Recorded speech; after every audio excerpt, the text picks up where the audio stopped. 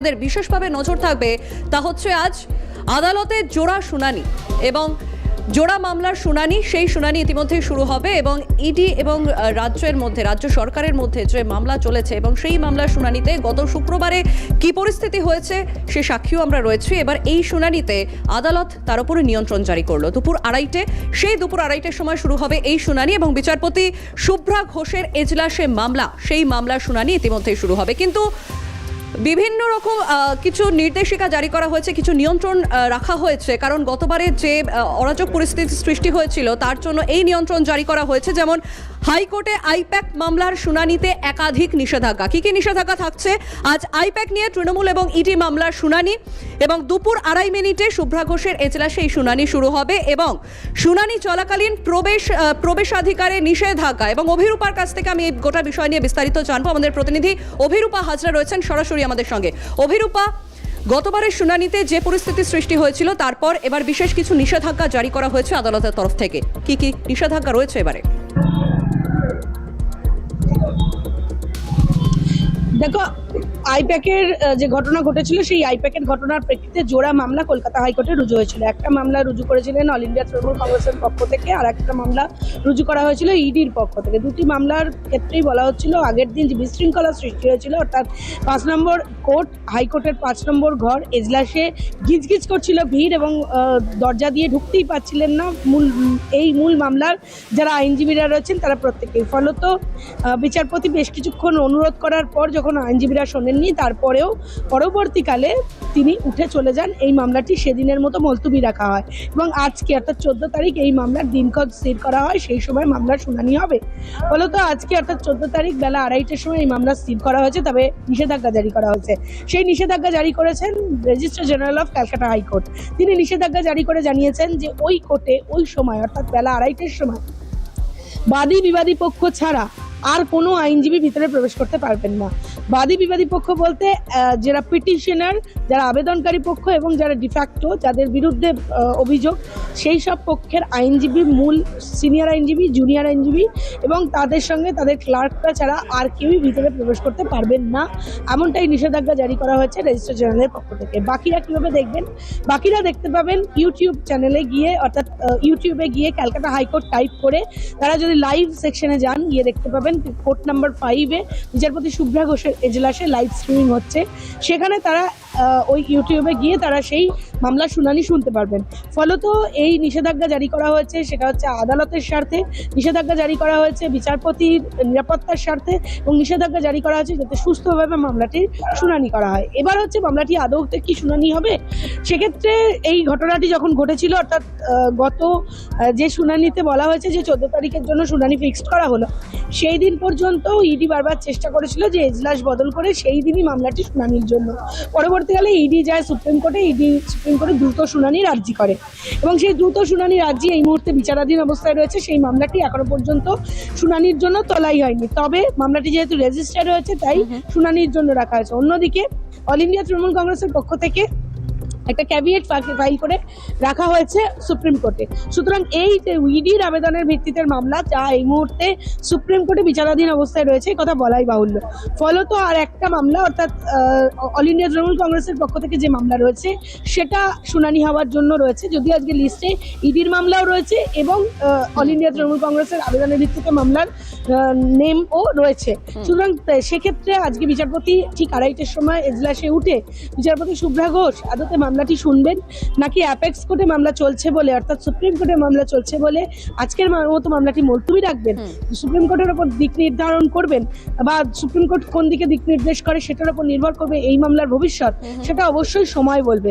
তবে আর কিছুক্ষণ সময় বাকি, আর কিছুক্ষণের মধ্যেই এই সিদ্ধান্তে আমরা উপনীত হতে পারবো আদতে বিচারপতি মামলাটি শুনছেন কিনা। একেবারে অভিরূপা, ইতিমধ্যেই ঘড়ির কাঁটায় 2:05 বাজছে এবং 2:30টার সময় এই মামলার শুনানি শুরু হওয়ার কথা, সেদিকে নজর থাকছে আমাদের। কিন্তু এই জোড়া মামলার শুনানি নিয়ে কিন্তু ইতিমধ্যেই রাজনৈতিক চর্চা শুরু হয়ে গেছে।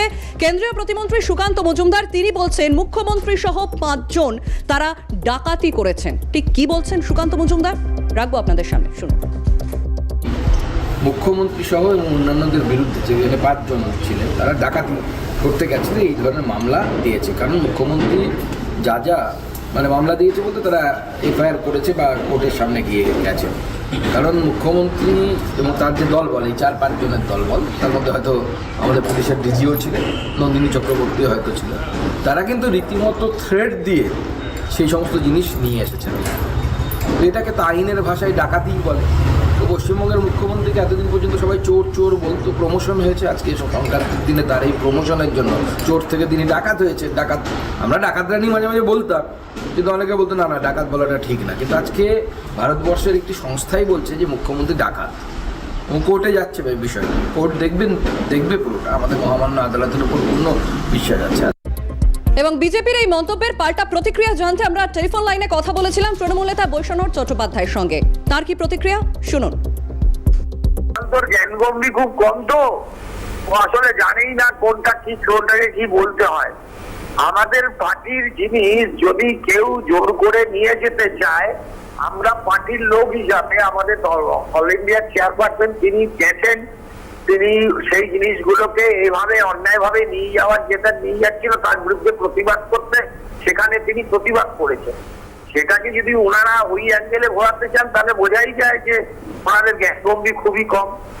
এটা যে ওরা ভয় পেয়েছে, নির্বাচনে ওরা পেরে উঠছে না, ওরা হেরে যাবে এটা জেনেই এখন এইটাকে ইস্যু করে নানান ধরনের মন্তব্য করছেন।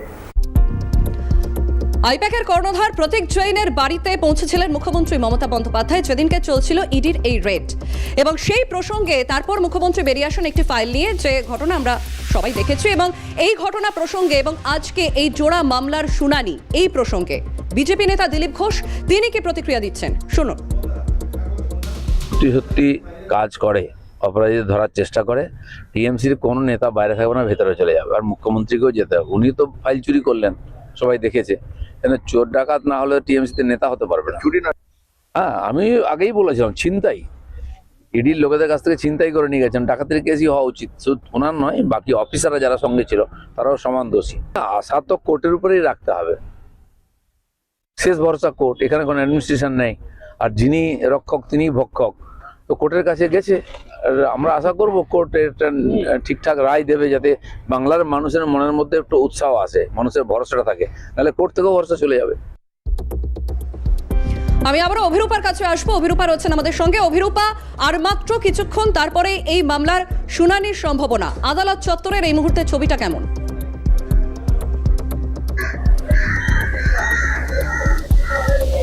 আদালত চত্বরে এই মুহূর্তে ছবিটা ঠিক অন্যান্য দিন যেমন থাকে ঠিক সেরকমই, তবে 5 নম্বর ঘাটের সামনে বিশেষ পুলিশি পাহারার ব্যবস্থা করা হয়েছে, এবং মূল দরজা অর্থাৎ বি গেটের সামনে, কলকাতা হাইকোর্টের যে মূল গেট তার সামনেও বিশেষ পুলিশি ব্যবস্থা করা হয়েছে, যাতে কোনো রকমভাবেই কোনো অপ্রীতিকর ঘটনা না ঘটে এবং আদালতের স্বাভাবিক নিরাপত্তা বজায় থাকে।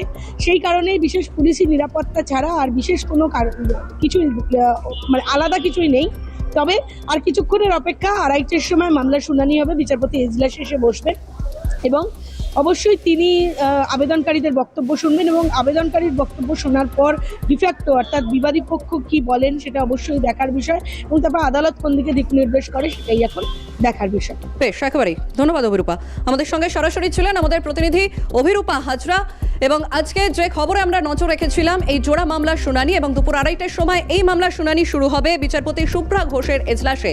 এবং বিশেষভাবে যা নজরে থাকছে আজকের এই শুনানি ঘিরে, তা নিষেধাজ্ঞা জারি করা হয়েছে এই শুনানিতে, এবং বাদী এবং বিবাদী পক্ষের আইনজীবীরা ছাড়া আর কেউ কিন্তু উপস্থিত থাকতে পারবেন না এই 5 নম্বর কক্ষে।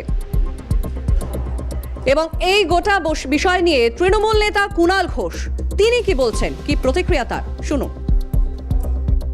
কথাবার্তা আমরা তো বারবার বলছি যে মামলাটা 2020-21 সালে, তা 5-6 মাস কি 5-6 বছর ধরে কি ইডি ঘুমোচ্ছিল?